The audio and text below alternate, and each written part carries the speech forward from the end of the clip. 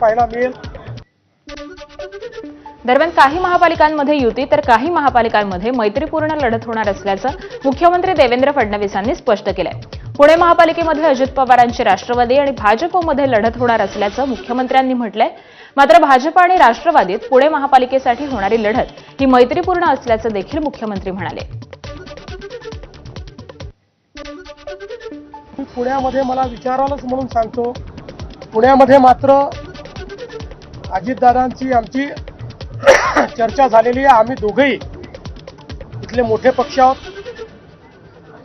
भाजपने 5 वर्ष चांगल्या पद्धतीनं पुण्याचा विकास केलेला आहे, त्यामुळे कदाचित पुण्यामध्ये राष्ट्रवादी काँग्रेस आणि भारतीय जनता पार्टी अमोरासमोर लढताना त्या ठिकाणी पाहायला मिळतील।